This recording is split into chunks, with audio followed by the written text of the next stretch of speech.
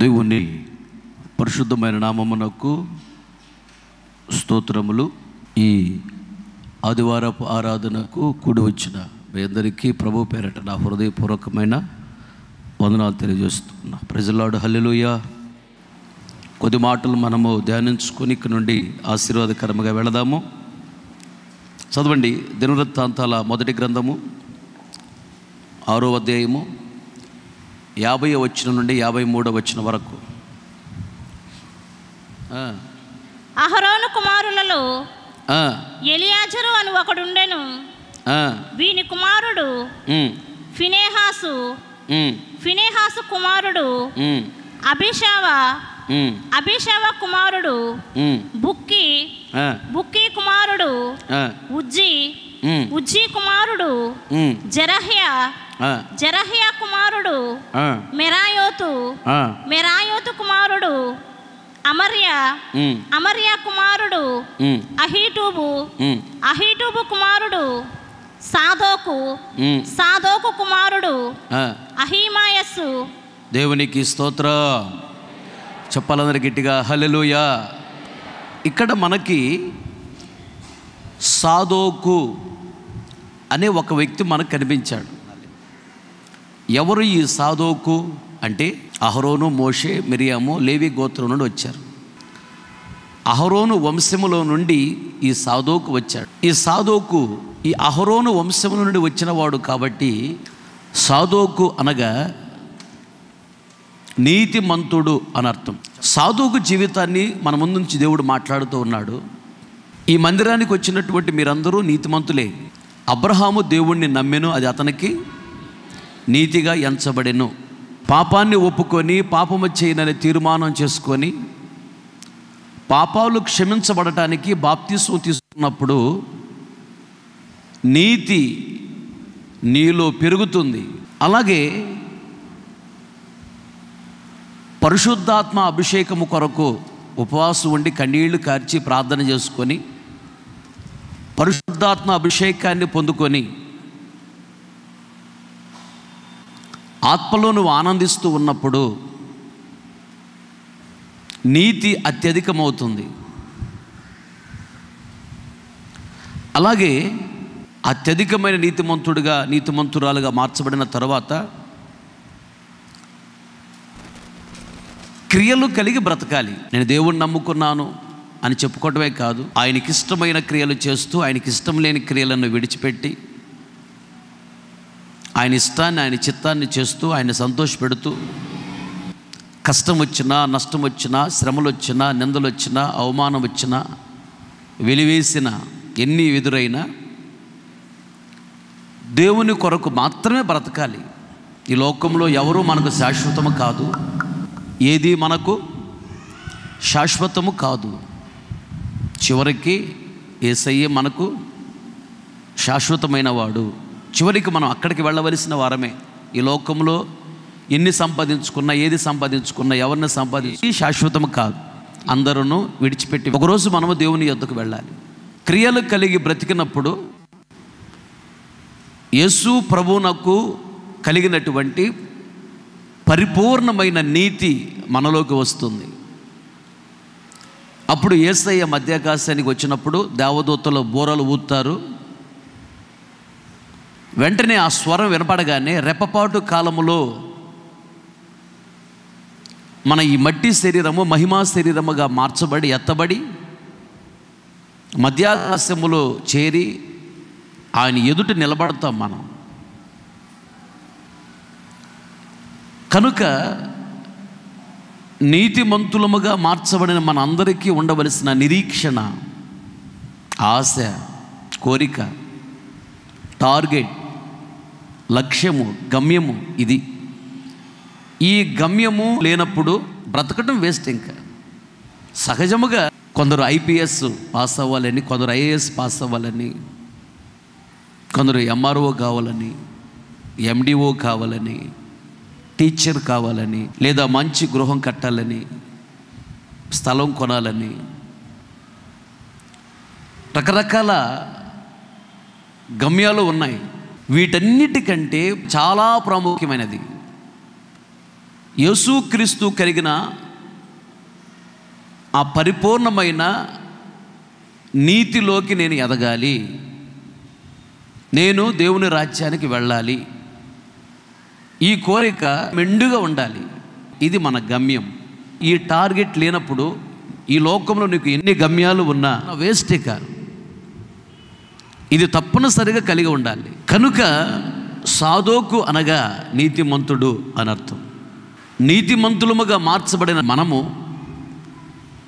యేసయ్యకు కలిగిన పరిపూర్ణమైన నీతికి మనం ఎదగాలి. ఇప్పుడు వరకు నీకు ఒకవేళ ఈ టార్గెట్ లేకపోతే ఇక నుండి నీకు ఈ గమ్యం ఉండాలి, నేను నీతిలో ఎదగాలి అని. నీతిలో ఎదుగుతూ ఉన్నప్పుడే దేవుడు నిన్ను గొప్పగా దీవిస్తాడు. చెట్టు ఎదుగుతూ ఉన్నప్పుడు చెట్టు మీద గాలి కూడా పెరుగుతూ ఉంటుంది. అందుకని పెద్దోళ్ళు అంటారు, ఎంత చెట్టుకి అంత గాలి. చిన్న చెట్టు మీద చిన్న గాలి ఉంటుంది, పెద్ద చెట్టు మీద పెద్ద గాలి ఉంటుంది. అలాగే నీతిమంతులకు కలుగు ఆపదలు అనేకములు రావు అని చెప్పలా, కానీ యెహోవా వాటన్నిటి నుండి విడిపించును అని వ్రాయబడి ఉన్నది. ఆపదలు అంటూ రాకుండా ఎవరికి ఉండవు. ప్రతి మనిషికి, ఏ కులమైనా ఏ మతమైనా, స్త్రీలైనా పురుషులైనా ప్రతి వ్యక్తికి ఆపదలు వస్తాయి. నిజమైన దేవుడు యేసు ప్రభువుని నమ్మలేదు కాబట్టి ఆ నమ్మనటువంటి వారికి ఆపదల ద్వారానే వాళ్ళు పతనమైపోతారు. మన పరిస్థితి అలా కాదు. యేసు ప్రభు నిజమైన దేవుడిని నమ్మి ఆయన కొరకు మనం బ్రతుకుతున్నాం కాబట్టి ఎన్ని ఆపదలు వచ్చినా భయపడవలసిన అవసరం లేదు. ఆపదల నుండి దేవుడు విడిపిస్తాడు, అది మనకి వాగ్దానము. దేవునికి స్తోత్రం. చెప్పాలి గట్టిగా హల్లెలూయా. దావీదు అంటున్నాడు, నేను చిన్న పిల్లవాడి దగ్గర నుండి చూస్తున్నాను, ఇప్పుడు ముసలివాడిని అయ్యాను అంటున్నాడు. నీతిమంతులు విడువబడుట కానీ, నీతిమంతులు భిక్షమెత్తుట కానీ నేను చూచి ఉండలేదు. వారు దయాళురై అప్పు ఇస్తూ ఉంటారు, వారి పిల్లలు, వాళ్ళ వంశము ఆశీర్వదించబడుదురు అని రాయబడి ఉంది. గుర్తుపెట్టుకో. నీతిమంతులముగా మార్చబడినటువంటి మనలను దేవుడు ఎప్పుడు పొరపాటున విడువడు, ఎడబాయడు. కొన్ని సందర్భాల్లో మనుషులు విడిచిపెట్టచ్చు, కానీ దేవుడు పొరపాటున విడువడు, ఎడబాయడు. ఆయన ఎందుకు పిలిచాడంటే ఆశీర్వదించడానికి పిలిచాడు. అప్పులున్నాయా? అప్పులు పాలు చేయడానికి పిలవలా, అప్పులన్నిటి నుండి విడిపించడానికే దేవుడు పిలిచాడు. దరిద్రత పాలు చేయడానికి పిలవలేదు, కరువులో ఉంచడానికి దేవుడు పిలవలేదు, నిందలు అవమానములో ఉంచడానికి దేవుడు పిలవలేదు. నిన్ను, నీ పిల్లలను దేవుడు ఆశీర్వదిస్తాడు. దయాళురై, దయ కలిగి అనేక మందికి అప్పులు ఇచ్చే స్థితిలో దేవుడు పెడతాడు. ఈరోజు నువ్వు దరిద్రతలో ఉన్నావేమో, కరువులో ఉన్నావేమో, కన్నెలలో ఉన్నావేమో, అప్పుల్లో ఉన్నావేమో, రోగాల్లో ఉన్నావేమో, ఆ పూట కాపూటకి వెతుక్కునే స్థితిలో ఉన్నావేమో. ఎల్లకాలం ఇలాగే ఉండదు. తప్పనిసరిగా విడిచిపెట్టక దేవుడు నిన్ను విడిపించి నిన్ను ఆశీర్వదిస్తాడు. అనేక మందికి అప్పులు ఇచ్చే స్థితిలో మిమ్మల్ని పెడతాడు. మీ పిల్లలు బహుగా దీవించబడతారు. ఆమేన్. దేవుడు ఎప్పుడు మాట తప్పడు, మాట మార్చుకోడు. అయితే నీతిలో ఎదగాలి. ప్రియుడా, నీ ఆత్మ వర్ధిల్లుచున్న ప్రకారం అన్ని విషయములలో వర్ధిల్లుచు సౌఖ్యముగా ఉండవలనని ప్రార్థించుచున్నాను అంటాడు. అన్ని విషయాలలో మనము వర్ధిల్లినప్పుడే సౌఖ్యంగా ఉండగలము. అన్ని విషయాలలో వర్ధిల్లాలంటే ఆత్మీయ జీవితంలో వర్ధిల్లాలి. పిల్లలు ఎదగకుండా వాళ్ళ చేతికి డబ్బులు ఇస్తారా? ఎవరు? కొంచెం వయసు వచ్చిన తర్వాతనే పిల్లలకు డబ్బులు ఇస్తారు. ఇంకా పెద్ద వయసు వచ్చిన తర్వాతనే, జ్ఞానం వచ్చిన తర్వాతనే ఆస్తి వాళ్ళ చేతికి అప్పగిస్తారు. అలాగే దేవుడు కూడా ఆత్మీయ జీవితంలో ఎదగకుండా నువ్వు చిన్నపిల్లలుగా ఉంటే ఆశీర్వదించడు ఆయన. ఆత్మీయ జీవితంలో నువ్వు ఎదిగినప్పుడే దేవుడు నిన్ను ఆశీర్వదిస్తాడు. నువ్వు ఎదుగుతూ ఉంటే నీ దీవెనలు కూడా ఎదుగుతూ ఉంటాయి. నువ్వు ఆత్మీయ జీవితంలో తగ్గుతూ ఉంటే నీ దీవెన కూడా తగ్గుతుంది. ఆత్మీయ జీవితంలో ఎదుగుతూ ఉంటే నీ మీద కృప కూడా ఎదుగుతుంది. ఆత్మీయ జీవితంలో నువ్వు తగ్గుతూ ఉంటే నీ మీద కృప కూడా తగ్గుతూ ఉంటుంది. ఆరంభంలో సౌలు భక్తిగా ఉన్నాడు. అందరికంటే ఎక్కువ కృప సౌలు రాజు మీదకి వచ్చింది, రాజు అయ్యాడు.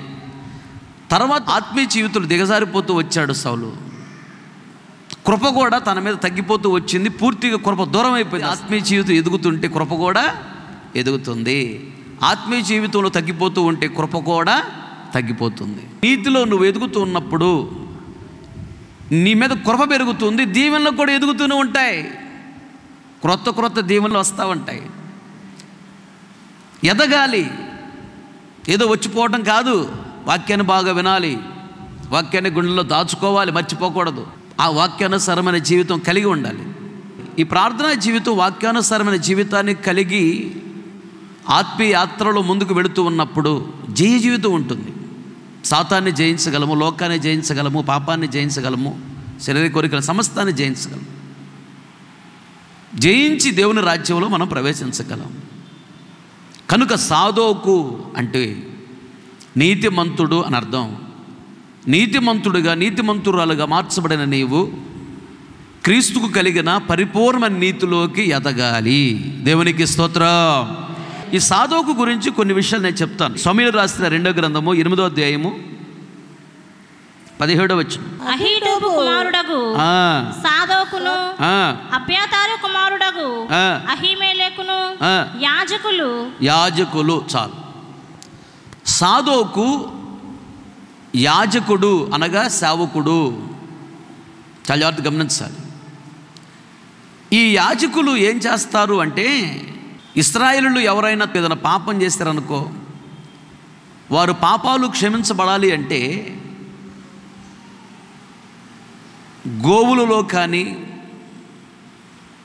గొర్రెలలో కానీ, మేకలలో కానీ జబ్బు లేనిది, ఏ వంక లేనిది మగదానిని, నిర్దోషమైన దానిని, ఆ పాపము చేసినటువంటి ఇశ్రాయేలీయుడు ఒక పశువుని తీసుకొని వస్తాడు ప్రత్యక్ష గుడారానికి. ఆ ప్రత్యక్ష గుడారంలో పశువుని తీసుకుని వచ్చి దాని తల మీద చేయబెడతాడు ఆ పాపం చేసిన ఇశ్రాయేలుడు. అంటే అర్థం ఏంటి? నేను పాపం చేశాను కనుక నాకు బదులుగా ఇదిగో ఈ పశువుని ఇస్తున్నాను, నా పాపం ఈ పశువు మీద మోపండి, ఈ పశువుని దేవునికి బలివ్వండి, అప్పుడు నా పాపం పరిహరించబడుతుంది, పాపం నుంచి నాకు విముక్తి కలుగుతుంది అని ఒక పశువుని తీసుకొని వచ్చి పశువు తల మీద చేయబెడతాడు ఆ పాపం చేసిన వ్యక్తి. అప్పుడు ఈ యాజకులు ఏం చేస్తారంటే, ఆ పశువును పట్టుకొని దాన్ని గొంతు కోసి దేవునికి బలి అర్పించి దాని చర్మం తీసేసి ఆ లోపల ఉన్న అపవిత్రమైన పేగులు అవన్నీ తీసి బయటపడేసి మంచి శ్రేష్టమైన మాంసాన్ని తీసి బలిపీఠములో పెట్టి దేవునికి బలి అర్పిస్తారు. అది కాల్చినప్పుడు మాంసము సువాసనతో కూడిన పొగలు పైకి వెళతాయి కదా, ఆ సువాసనతో కూడిన పొగలను దేవుడు ఆగ్రానించి పాపం చేసిన వ్యక్తిని క్షమిస్తాడు. ఈ యాజకులు దానిని కోసిన తర్వాత ఆ పశువు యొక్క రక్తాన్ని ఒక పాత్రలో తీసుకొని ఈ బలిపీఠము చుట్టూ రక్తాన్ని ఇలా ప్రోక్షిస్తారు. యాజకుడు సాదోకు చేసే పనిది, వినాలి జాగ్రత్తగా. అప్పుడు ఆ పాపము చేసినటువంటి ఇశ్రాయేలీయుడు క్షమించబడతాడు. ఒక విశ్వాసి పాపాల నుండి విడుదల పొందటానికి, ఒక విశ్వాసి ఆశీర్వాదమునకు యోగ్యముగా మార్చబడటానికి, ఒక విశ్వాసి దేవుని రాజ్యమునకు యోగ్యముగా మార్చబడటానికి, ఒక విశ్వాసి దేవునితో పోగొట్టుకున్న సంబంధాన్ని మరలా కలిగి ఉండటానికి సాదోకు ప్రయాసపడతాడు. రక్తాన్ని బలిపీఠం చుట్టూ ప్రోక్షించడం అంటే, బలిపీఠం అంటే హృదయమునకు సాదృశ్యం, రక్తం అంటే యేసు రక్తానికి సాదృశ్యం. యేసు రక్తము ద్వారా ఏమొస్తుంది? మనకి పరిశుద్ధత వస్తుంది. యేసయ్య నా హృదయాన్ని నీ రక్తముతో కడిగి పరిశుద్ధపరచండి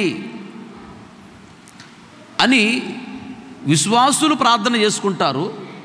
యాజకుడు బలిపీఠము చుట్టూ ఆ పశువు యొక్క రక్తాన్ని ప్రోక్షించాడు అంటే దాని అర్థం ఏంటంటే, బలిపీఠం అంటే విశ్వాసు యొక్క హృదయము, రక్తాన్ని ప్రోక్షించటం అంటే యేసు రక్తాన్ని ప్రోక్షించటం.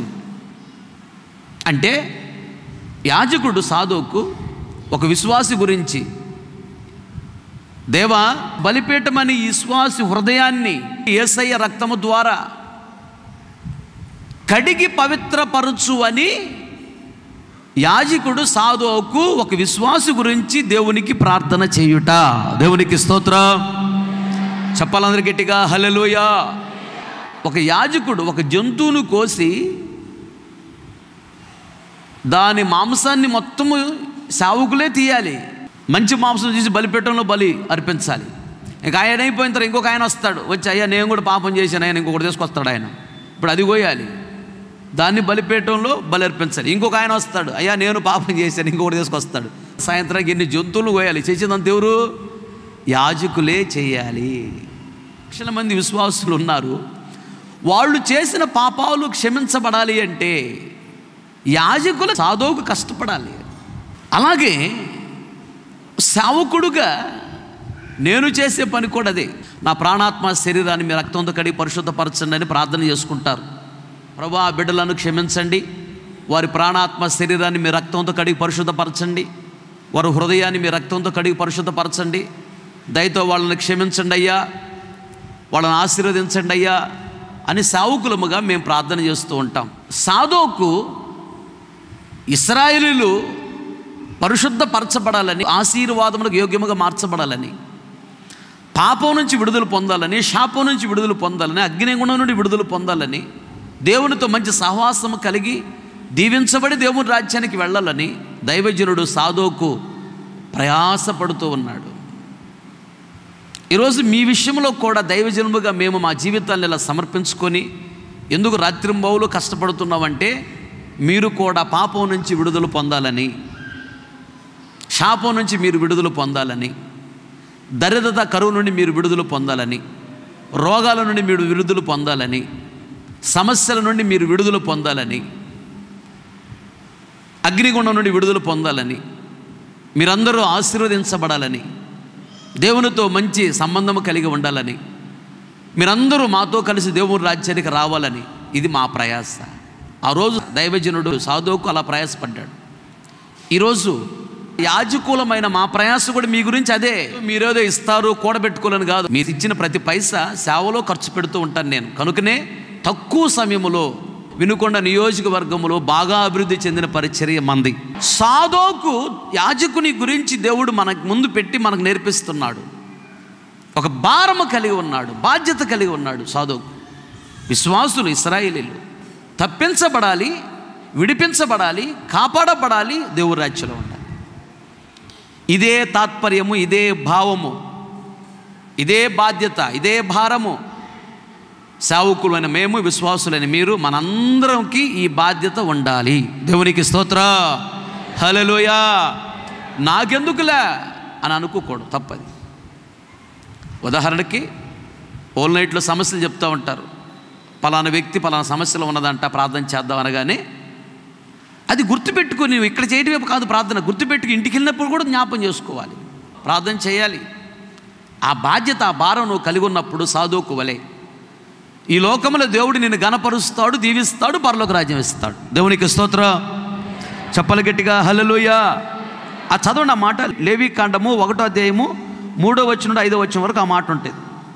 అతడు దహన రూపముగా అర్పించినది గోవులలోని దయ ఎడల నిర్దోషమైన దానిని తీసుకొని రావాలి. దానిని యెహోవా సన్నిధిని అంగీకరింపబడినట్లు ప్రత్యక్షపు గుడారము యొక్క ద్వారమునకు దానిని తీసుకొని రావలెను. అతడు దహన బలిగా అర్పించు పశువు తల మీద తన చెయ్యి ఉంచవలెను. అతని నిమిత్తము ప్రాయశ్చిత్తము కలుగునట్లు అది అతని పక్షముగా అంగీకరింపబడును. అతడు యెహోవా సన్నిధిని ఆ కోడె దూడను వధించిన తరువాత యాజకులైన అహరోను కుమారులు దాని రక్తమును తెచ్చి ప్రత్యక్షపు గుడారం ఎదుటనున్న బలిపీఠము చుట్టూ ఆ రక్తమును ప్రోక్షింపవలెను. దేవునికి స్తోత్రం. అదే కొలస్సీ రాసిన పత్రిక 1వ అధ్యాయం 28వ వచనం చూడండి, అక్కడే ఉంటుందో. ప్రతి మనుష్యుని క్రీస్తునందు సంపూర్ణునిగా చేసి ఆయన ఎదుట నిలవబెట్టవలెను. జాగ్రత్తగా వినండి వాక్యాన్ని. ఆయన ఎదుట నిలువబెట్టవలనని సమస్త విధములైన జ్ఞానముతో మేము ప్రతి మనుషునికి బుద్ధి చెప్పుచు ప్రతి మనుషునికి బోధించుచు ఆయనను ప్రకటించుచున్నాము. చాలు, తలలో పైకెత్తి నా వైపు చూస్తున్న మాటలు గమనించండి. అపోస్తలుడైనటువంటి పౌలు గారు కొలస్సి పట్టణంలో ఉన్నటువంటి విశ్వాసులకు పత్రిక రాస్తూ ఆయన చెప్తున్నాడు, ప్రతి మనిషికి ఏం చెప్తున్నాడు? బుద్ధి చెప్పుచు. ఎవరిని విడిచిపెడతాడా? అపోస్తలుడైన పౌలు గారు సంఘములో ఏ విశ్వాసినైనా విడిచిపెడితే వాళ్ళు నరకానికి పోతారు. విడిచిపెట్టకుండా ప్రతి వ్యక్తికి ఏం చెప్తున్నాడంట? బుద్ధి చెప్తున్నాడు. అది నేను చేసే పని. ప్రతి వ్యక్తికి నేను బుద్ధి చెప్పాలి, అది నా బాధ్యత. ఎందుకు? మధ్యాకాశని యేసయ్య వస్తాడు కదా, మీ అందరిని తీసుకెళ్ళి అక్కడ ఆయన ముందు నిలబెట్టాలి, నరకాన్ని తప్పించాలి, పరలోక రాజ్యాన్ని తీసుకెళ్ళాలి, శాపం నుంచి విడిపించాలి, పాపం నుంచి విడిపించాలి. ప్రతి మనిషికి బుద్ధి చెప్పే అధికారం దేవుడు నాకు ఇచ్చాడు. నేను బుద్ధి చెబుతా. బుద్ధి చెప్పుతుంది ఎందుకంటే నీ మేలు కోసం. అంత వాక్యం అంతా ఈరోజు నాకే, నీకే. మరి ఇంకెవరికి చెప్తున్న వాక్యం? ఫ్యాన్లుకా, లైట్లుకా? వాక్యం నీకే. సరైన మార్గంలో నడిపించి సరిచేసి ఆశీర్వాదమునకు యోగ్యముగా మార్చాలని, దేవునితో మంచి సంబంధం నీకు కలుగు చేయాలని, పాపము శాపము నరకం నుండి తప్పించాలని, పరలోక రాజ్యానికి తీసుకెళ్లాలని, ఆశీర్వాదమును యోగ్యముగా మార్చాలని బుద్ధి చెప్తా. నేను ప్రతి వ్యక్తికి బుద్ధి చెప్పాలి. వయసులో నువ్వు ఎంత పెద్దదానివైనా పెద్దోడు అయినా ఆత్మీయ జీవితంలో నేను నీపై అధికారిని. నాకు అధికారం దేవుడు ఇచ్చాడు. బుద్ధి చెప్తా, ఎవరిని విడిచిపెట్టను. నేను చెప్పాల్సిన బాధ్యత నాది. నువ్వు సనగకూడదు, గొనకూడదు. నాకే చెప్పారు వాక్యం అనకూడదు. నా మంచి కోసమే కదా అని సరి చేసుకోవాలి. ఏ ఒక్కరోజు బడికి వెళ్ళకపోతే చిన్నప్పుడు నా ఈవీపీ విమానమోత మోగిద్ది. మా నాన్న ఎడంచేయి వాటం, ఆయన కుడి చేత్తో నా 2 చేతులు ఇలా పట్టుకునేవాడు, ఎడమ చేత్తో వెనక నుండి కింద నుంచి పైకి, పై నుంచి కింద కొట్టేవాడు. వెనక స్కూల్కి వెళ్తావా లేదా అని. స్కూల్కి వెళ్ళకపోతే దెబ్బలు నాకు బాగా తగిలేవి. అందుకని మా ముగ్గురు నేనే ఎక్కువ చదువుకున్నాను. నేను స్కూల్కి పోకపోతే మీకెందుకు అంటానేవ్వండి. ఇద్దరు కొట్టేవాళ్ళు నన్ను బాగా. స్కూల్కి వెళ్ళకపోతే మామూలుగా ఉండదు. బడికి వెళ్ళాల్సి వచ్చిందని రోజుకు పలక కొట్టేవాడు నేను. మట్టి పలక పగలు కొట్టినా అమ్మయ్య పలక పగిలిపోయింది కదా, రేపు స్కూల్కి వెళ్ళే పని లేదు అనుకునేవాడిని.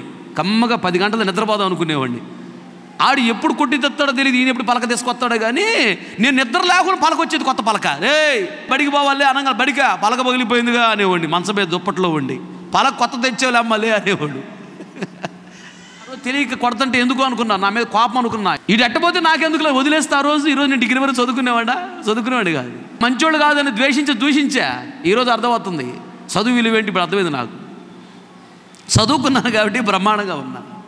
అలాగే ఈరోజు నేను గద్దించి బుద్ధి చెప్పి సరి చేస్తుంటే అన్న మంచోడు కాదు, అన్నకు ప్రేమ లేదు.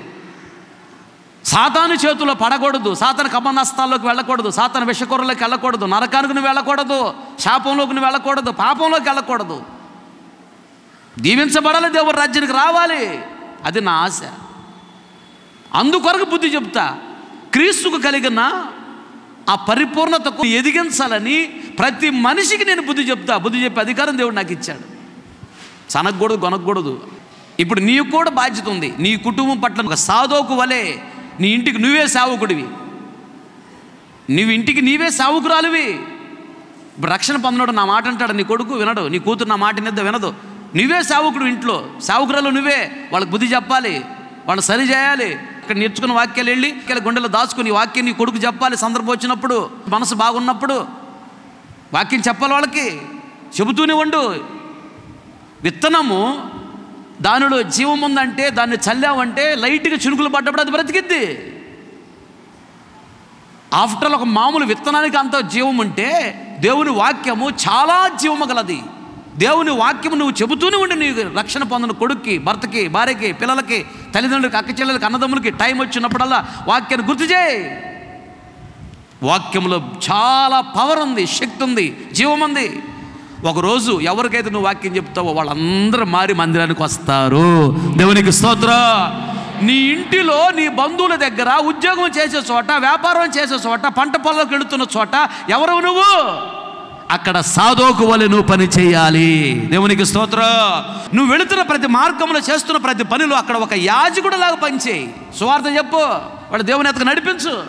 అలాగే ఇంకొక మాట, సమూయేలు రాసిన 2వ గ్రంథము 15:27-28 వచనాలు.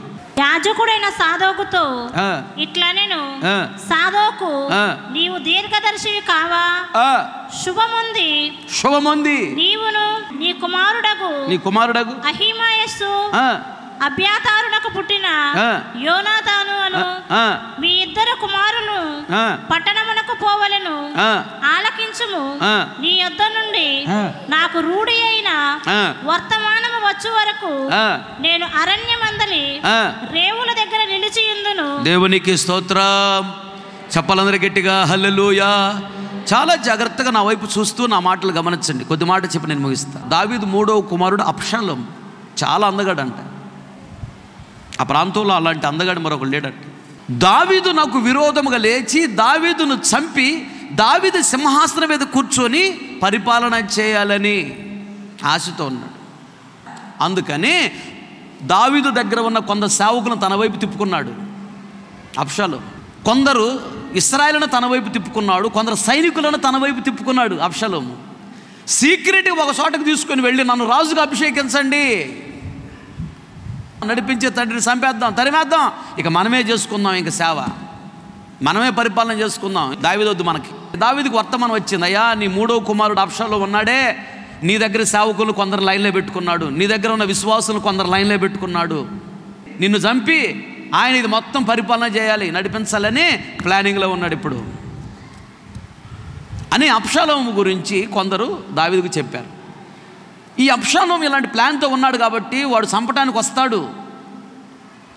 వస్తే దావీదు అనుకుంటున్నాడు, కష్టపడి కని పెంచి పెద్ద చేశాను కాబట్టి నా చేతులతో వాడిని నేను చంపలేను, అలాగని నేను చంపకుండా మౌనం ఉంటే వాడు నన్ను చంపుతాడు. అందుకని అబ్షాలోము చేతిలో నేను చావకూడదు, నేను అబ్షాలోమును చంపకూడదు. అందుకని దూరంగా పారిపోతే మంచిదని సింహాసనం విడిచిపెట్టి దావీదు పారిపోయాడు. దావీదుతో పాటు కొందరు పారిపోయారు. ఏంటి ప్రభు అని ఏడ్చి ప్రార్థన చేసుకుంటూ ఉంటే అబ్షాలోముతో ఉన్న మనుషులకు దావీదుతో ఉన్న మనుషులకు యుద్ధం జరిగింది. యుద్ధం జరిగితే అబ్షాలోముతో పాటు ఉన్న వాళ్ళందరూ చనిపోయారు, అబ్షాలోము కూడా చనిపోయాడు. దావీదు బ్రతికాడు, దావీదుతో పాటు ఉన్న మనుషులందరూ బ్రతికారు. కారణం, రాజుగా ఉండటానికి దావీదు యోగ్యుడు, దావీదుని దేవుడు కోరుకున్నాడు, అబ్షాలోముని దేవుడు కోరుకోలేదు. రాజుగా నువ్వు పరిపాలన చేయాలి అని దావీదుకు దేవుడు అప్పగించాడు, అబ్షాలోముకి అప్పగించాడా? మాట్లాడేంటి? అప్పగించాడా? దేవుడు అప్పగించాల, సొంతగా తానే ఇశ్రాయేలును చీల్చి, సేవకులను చీల్చి, సైనికులను కొందరు చీల్చేసి దావీదుకు విరోధముగా సంఘం పెట్టాలని ప్లాన్ చేశాడు అబ్షాలోము. అధికార దాహం ఉన్న వాళ్ళు ఎవరు పరలోక రాజ్యానికి వెళ్ళినట్లేదు. దేవుడు ఒక స్థాయికి మనల్ని తీసుకెళ్ళాలి. కానీ ఈ సేవకు అసలు నేను రానన్నా, ప్రభు పిలుస్తున్న సంఘం నాకు తెలుసు, ప్రభువా సేవ చాలా కష్టం, నేను రాను, నన్ను క్షమించు ప్రభు అన్నాను. అసలు వైట్ బట్టలు వేసుకుంటుంటే మహా సిగ్గు నాకు, ఆ బైబిల్ చేతులు పట్టుకుంటుంటే మహా సిగ్గు నాకు, నేను రాను ప్రభు నన్ను క్షమించన్నాను. నువ్వు రాకపోతే భూమి మీద ఉంచనన్నాడు, అయినా మౌనంగా ఉన్నా. సంవత్సరన్నర మనసులో పెట్టాడు నన్ను, సేవ ఎట్లా చేయవో నిన్ను చూస్తా, నువ్వు సేవ చేయాలంటే సేవ చేయడానికి భూమి మీదకి తీసుకొచ్చి, చెయ్యకపోతే నీకు పరలోక రాజ్యం ఇవ్వను, భూమి మీద ఉంచనని చెప్పాడు. తాట ఒలిశాడు, సంవత్సరన్నర మనసులో పెడితే తట్టుకోలేకొచ్చి సేవ చేస్తాను. ఈ అధికారాన్ని నేను కోరుకోలా, దేవుడే నాకు ఇచ్చాడు. ఈ ఘనతను ఎవరికి వారు వహించరు, కానీ అహరోను పిలువబడినట్లుగా పిలువబడాలి. దేవుడు నిన్ను ఏ స్థితిలో పెట్టాడు ఆ స్థితిలోనే ఉండాలి. అబ్షాలోముకి దేవుడిచ్చిన స్థితి ఏంటి? ఒక రాజుగారి 3వ కుమారుడు. అది చాలదా? రాజుగారిని చంపి ఈయనే రాజు అవ్వాలంట. దేవుడు చెప్పాడా? చెప్పలేదు కదా. జాన్ పీటర్ పాస్టర్ గారి దగ్గర జయధ్వని మందిరంలో ఒక సేవకుడుగా, సేవకురాలుగా, విశ్వాసిగా ఉన్న అదే నీకు ఘనత. లేదా జాన్ పీటర్ పాస్టర్ దగ్గర నుంచి కొందరు బయటికి తీసుకొని వెళ్ళి నేనే సంఘాన్ని కట్టాలి, అది అబ్షాలోము మనసు, అది సైతాను మనసు, దేవుని మనసు కాదు. అలాంటి మాట వినగాక. దేవునికి స్తోత్రం. చెప్పాలి గట్టిగా హల్లెలూయా. అలాంటి సందర్భంలో అబ్షాలోము విరోధముగా లేచి కొందరిని సంఘంలో నుంచి తీసుకొని వెళ్ళి సొంతగా ఒక సంఘం పెట్టాలని, రాజు కావాలని ప్రయత్నం చేస్తున్నప్పుడు సాదోకుని రమ్మని అడిగాడంట అబ్షాలోము. ఇదేమైనా పప్పుచారు కాసుకోండి ఎవడిపడుతాడు గాయటానికి. సేవ అంటే ఏమనుకుంటున్నావు? దేవుని పిలుపు ఉండాలి, దేవుని దర్శనం ఉండాలి, దేవుడు చెప్పాలి. దేవుడు చెప్పకుండా చేస్తే తాట వలుస్తాడు. వినుకొండకి వెళ్ళమని దేవుడు చెబితే నేను ప్రభు మాటకు లోబడి వచ్చాను కాబట్టి దీవెనకరంగా ఉన్నాను. దేవుడు చెప్పకుండా చేశానా చేతులు విడిచిపెడతాడు దేవుడు. దేవుడు చెప్పాడు చేశాను, అందుకు దీవెన, తోడుగా ఉన్నాడు. దేవుడు చెప్పకుండానే చేస్తే దేవుడు చెయ్యి విడిచిపెడతాడు, అది భయంకర శాపం. సాదోకు నువ్వు వస్తావా నాతో? దావీదుకి విరోధంగా సంఘం పెడుతున్నా. సాదోకు అన్నాడు, దేవుని ఆత్మచేత నడిపించబడేవాడు దావీదు, దేవుడి చేత కోరుకొనబడినవాడు దావీదు. దేవుడే దావీదునకు ఈ రాజ్యాన్ని అప్పగించాడు. దావీదు కృప కలిగిన వాడు. దావీదుని విడిచిపెట్టి వస్తే అది భయంకర శాపం. అబ్షాలోము, అది నీకు శాపము, నాకు శాపం. అబ్షాలోము, దావీదు నువ్వు విడిచిపెట్టకూడదు, నేను విడిచిపెట్టకూడదు, నేను రానున్నాడు సాదోకు. అబ్షాలోము మాటలు విని దావీదు విరోధంగా లేచి వెళ్ళిన వాళ్ళందరూ యుద్ధంలో చచ్చిపోయారు. సాదోకు దావీదుతోనే నిలబడ్డాడు. కనుకనే సాదోకు దీవించబడ్డాడు, ఘనపరచబడ్డాడు, నేడు పరలోక రాజ్యంలో ఉన్నాడు. దేవునికి స్తోత్రం. చెప్పాలి గట్టిగా హల్లెలూయా. సాదోకు నేను రానన్నాడు. అయితే ఇంకొక సేవకుడు, ప్రధాన యాజకుడు, పెద్ద పాస్టర్గా నిలేడు అబ్షాలోముతో. అతను కూడా పతనం అయిపోయాడు యుద్ధంలో. ఆయనకు బదులు సాదోకు చిన్న పాస్టరే. చిన్న పాస్టర్ అయినటువంటి సాదోకునే పెద్ద పాస్టర్ని చేశారు. దేవునికి స్తోత్రం. మోకరించండి, ప్రార్థన చేసుకుందాం. నీ సేవయే నా భాగ్యము, నీ శ్రమయే నా వస్త్రము. స్తోత్రం. హల్లెలూయా.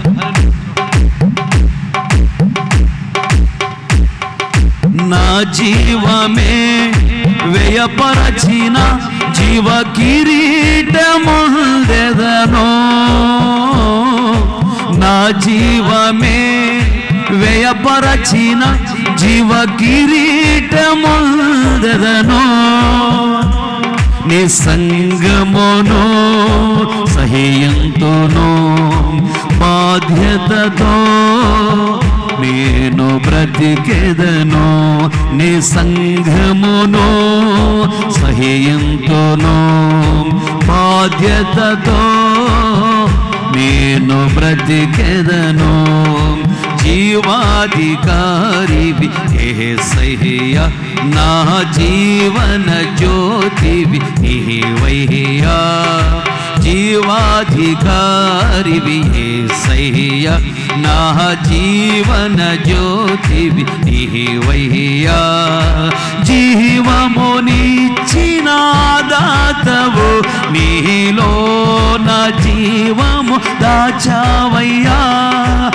ఆమేన్.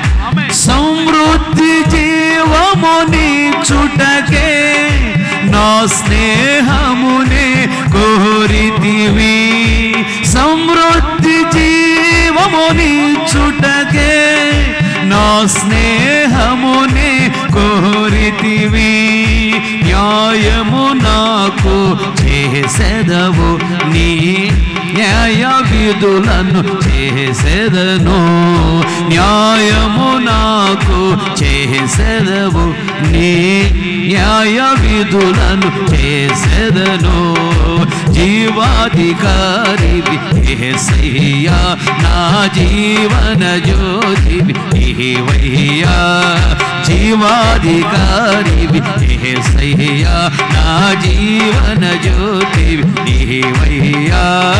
గట్టిగా గ్లోరీ. ఆమేన్. నీ త్యాగమే నా గానము, నీ జ్ఞానమే నా రాగము. నీ త్యాగమే నా గానము, నీ జ్ఞానమే నా రాగము. నా రాగమే సంధ్యారాగమై అనురాగము పెంచెను. నా రాగమే సంధ్యారాగమై అనురాగము పెంచెను. ఆమేన్. నీ మాటను స్వరపరతును, నా స్వరముతో స్తోత్రించెదను. నీ మాటను స్వరపరతును, నా స్వరముతో స్తోత్రించెదను. నీ మాటను స్వరపరతును, నా స్వరముతో స్తోత్రించెదను. నీ సంగమును సహింతును, బాధ్యతతో నేను బ్రతికెదను. నీ సంఘమును సహింతును, బాధ్యతతో నేను బ్రతికెదను. నీ త్రోవను ఆశింతును, ఆస్వాదింతును, ఆచరించెదను. నీ త్రోవను ఆశింతును, ఆస్వాదింతును, ఆచరించెదను. నీ త్రోవను యేసయ్యా, నీ త్రోవను ఆశింతును, ఆస్వాదింతును, ఆచరించెదను. నీ త్రోవను ఆశింతును, ఆస్వాదింతును, ఆచరించెదను. నీ త్రోవను ఆశింతును, నీ త్రోవను ఆశింతును, ఆస్వాదింతును, ఆచరించెదను.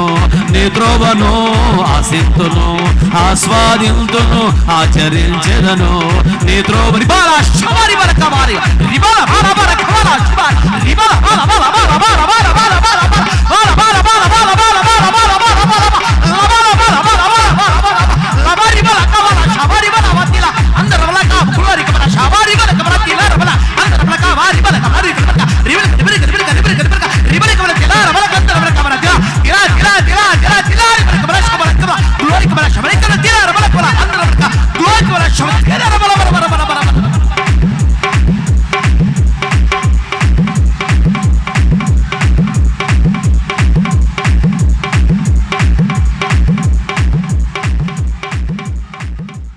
కృపా కనికరము గల దేవా, మహాశక్తి, మహాకనికరము గల తండ్రి, నీ బంగారు పాదంలోకి ఎనలేని స్తోత్రాలు చెల్లిస్తూ ఉన్నాం దేవా. ఈ మధ్యాహ్న కాల సమయంలో ఆత్మస్వరూపికి మా మధ్య దిగివచ్చి మీ దాసుడిగా నన్ను మరుగుపరచి సంగముతో బహుతేటిగా సూటిగా ఆదరిస్తూ, ఓదారుస్తూ, బలపరుస్తూ, తృప్తిపరుస్తూ, సేద తీరుస్తూ, హెచ్చరిస్తూ మీరు మాట్లాడిన ప్రతి మాటను బట్టి స్తోత్రం స్తోత్రం స్తోత్రం. సాధోకు జీవితాన్ని మా ముందుంచి బహుతేటగా మీరు మాట్లాడుతూ వచ్చారు. సాధోకు అనగా నీతిమంతుడని, అలాగే ప్రభువా మేము కూడా నీవే నిజమైన దేవుడిని నమ్మి నీ వద్దకు వచ్చాము. నీతిమంతులు అనే బిరుదు మీరు మాకు ఇచ్చారు. నీతిమంతులుగా మమ్మల్ని మార్చారు. నీతిమంతులుగా మార్చబడిన మేము నీతిలో అధికముగా ఎదగాలని, ఎవరైతే మనసును మార్చుకుని పాపాన్ని విడిచిపెట్టి పాపాలు చేయమని తీర్మానం చేసుకుని బాప్తిసం తీసుకుంటారో వారు నీతిలో ఎదుగుతున్నారని పశ్చాత్తపడి దేవా ఉపవాసం ఉండి కన్నీళ్ళు కాచి ప్రార్థన చేసుకుని అభిషేకాన్ని పొందుకుని ఆత్మలు ఆనందిస్తున్నప్పుడు నీతిలో అత్యధికమైన స్థితికి ఎదిగారని, దేవా నీకు కలిగిన పరిపూర్ణతకి ఎదగాలంటే క్రియలు కలిగిన జీవితం చేయాలని, యేసయ్య నీకు కలిగిన పరిపూర్ణతకు నీతిలో ఎదుగుతున్నారని, నీ రాజ్యానికి సిద్ధముగా ఉన్నారని మీరు మాకు నేర్పించినందుకు స్తోత్రం. ఆత్మీయ జీవితంలో నీతిలో ఎదిగినప్పుడే ఈవెనలో ఎదుగుతామని, ఘనతలో ఎదుగుతామని, అభివృద్ధిలో ఎదుగుతామని. కనుక ఆత్మీయ జీవితంలో నీతిలో మేము దినదినము అభివృద్ధి చెందాలి, నీతిలో ఎదగాలని మీరు మాకు నేర్పించినందుకు స్తోత్రం. రెండోది, సాధోకు యాజకుడని. ఉదయం లేచిన దగ్గర నుండి రాత్రి పడుకునేంత వరకు ఇశ్రాయేలులు చేసిన పాపముల నిమిత్తము బలులు అర్పించటము విషయములో నిమగ్నమై కష్టపడేవాడని. ఇశ్రాయేలులు పాపం నుంచి విడుదల పొందాలి, శాపం నుంచి విడుదల పొందాలి, సమస్యల నుంచి విడుదల పొందాలి, వారు ఆశీర్వదించబడాలని, దేవా నీతో సహవాసం కలిగి ఉండాలని, గణపరచబడాలని, వారు నీ రాజ్యములో ప్రవేశించాలని సాధోకు యాజకుడిగా ఇలా ప్రయాసపడుతున్నాడని, మేము కూడా యాజకులముగా ఇలా ప్రయాసపడాలని మీరు మాకు నేర్పించినందుకు స్తోత్రం. సంఘము అనగా సంఘములో ఉన్న సేవకులు, విశ్వాసులు అందరూ కూడా సమస్య నుంచి విడుదల పొంది, పాప నుంచి విడుదల పొంది, శాపం నుంచి విడుదల పొంది అందరూ దీవించబడి, దేవా నీతో మంచి సహవాసము కలిగి నరక నుండి తప్పించబడి నీ రాజ్యంలో చేరి కోట్ల సంవత్సరాలు సంతోషంగా ఉండాలని ఆశ కలిగి ఉండాలి. అలాగే ప్రార్థన చేయాలి, అలాగే ప్రయాసపడాలని నేర్పించినందుకు స్తోత్రం. ఒక విశ్వాసి తన చేస్తున్న ఉద్యోగం, వ్యాపార, చేతి పని, కూలి పని చేస్తున్న ప్రాంతంలో, ఇంటిలో తనే ఒక సాధోకు వలె, ఒక యాజకుడిలాగా దేవా నీ మాటలు చెప్పి ఆదరించి, ఓదార్చి, బలపరిచి, తృప్తిపరి సాధన చేసుకొచ్చి సంఘంలో చేర్చాలని, దేవాని రాజ్యాన్ని సిద్ధపరచాలని ఒక సాధోకులాగా, యాజకుడిగా, యాజకురాలుగా ప్రవర్తించాలని నేర్పించినందుకు స్తోత్రం. మూడోదిగా దేవా మీ చేత ఏర్పాటు చేయబడిన వాడు దావీదు, మీ చేత అధికారంలోకి వచ్చిన వాడు దావీదు, మీ చేత అభిషేకించబడిన వాడు దావీదు. దావీదునకు విరోధంగా లేచి అబ్షాలోము, దావీదు దగ్గర నుండి కొందరు విశ్వాసులను తన వైపు తిప్పుకొని దావీదును చంపి దావీదు సింహాసనమే కూర్చొని అధికార దాహముతో పరిపాలన చేయాలని ప్రయత్నం చేస్తూ ఉన్నప్పుడు దేవా అబ్షాలోము నమ్మి వెళ్ళిన వాళ్ళందరికీ బాగా మీరు బుద్ధి చెప్పారు. కానీ దావీదుని ధైర్యపరిచి, ఆదరించి, ఓదార్చి, బలపరిచి, నిలబెట్టి దావీదుతో పాటు ఉన్నవారిని గణపరిచారు. దేవుని మీ రాజ్యంలో చేర్చుకున్నారు. అబ్షాలోము వైపు వెళ్ళక సాదోకు గుర్తుపట్టి దేవుని చిత్త ప్రకారం ఏర్పాటు చేయబడినవాడు, దేవుని చిత్త ప్రకారం ప్రాంతాన్ని పంపబడినవాడు, దేవుని చిత్త ప్రకారం అధికారంలోకి వచ్చినవాడు, దేవుని చిత్త ప్రకారం అభిషేకించబడినవాడు, దేవుని చిత్త ప్రకారం పరిపాలన చేస్తున్నటువంటి దావీదుని విడిచిపెట్టకూడదని సాదోకు జ్ఞానము కలిగి నిలబడ్డాడు. దావీదుతో నిలబడ్డాడు కనుకనే సాదోకు దీవించబడ్డాడు, గణపరచబడ్డాడు, అభివృద్ధి చెందాడు. దేవాన్ని రాజ్యములో ఉన్నాడని సాదోకు జీవితాన్ని మా ముందు నుంచి మాట్లాడినందుకు స్తోత్రము, స్తోత్రము, స్తోత్రం. దేవా దావీదు అనబడి మీరు ఏర్పాటు చేసుకున్న సేవకుడు ఉన్నాడు ఇక్కడ. ఆ సేవకుడితోనే కలిసి ఉండాలండి. సేవకుడితో మీరు రాజ్యం సిద్ధపడాలి, నేర్పించినందుకు స్తోత్రం. విత్తబడిన వాక్యం వృధా కాకు. విన్న ప్రతి గుండెల వాక్యాన్ని స్థిరపరచండి, వాక్యానుసారి జీవితం అనుగ్రహించండి, పశ్చాత్తాప కనిటాత్మను కుమ్మరించండి, మనోన్నతులు చక్కగా వెలిగించండి, భయభక్తి చేత నింపండి. బయలుదేరి వెళుతున్న మీ సన్నిధిని సముఖాన్ని తోడుగా ఉంచండి. సకాలంలో క్షేమ గమ్యం చేరడానికి కృప చూపించండి. అన్ని విషయాలు చాలిన దేవుడికి మీరుండి హెచ్చించి గణపరిచి ఆశీర్వదించి ఈ ఘనమైన నామను మై తెచ్చుకో. యేసు నామములు అడిగి పొంది ఉన్నాము తండ్రి, ఆమె. మన తండ్రి అయిన దేవుని ప్రేమ, కుమారుడైన యేసుక్రీస్తు వారి కృప, పరిశుద్ధాత్ముని అన్యోన్య సహవాసము, సన్నిధి, సముఖం చేరిన మనకు, ప్రపంచంలో సకల కోటి పరిశుద్ధులందరికీ, మరి ముఖ్యంగా వాక్యాన్ని మీరు తీర్మానం చేసుకున్న ప్రతి ఒక్కరి దృష్టి ఉంచి ఆశీర్వదించి అంతవరకు దేవుడు నడిపించునుగాక. ఆమేన్. హల్లెలూయా.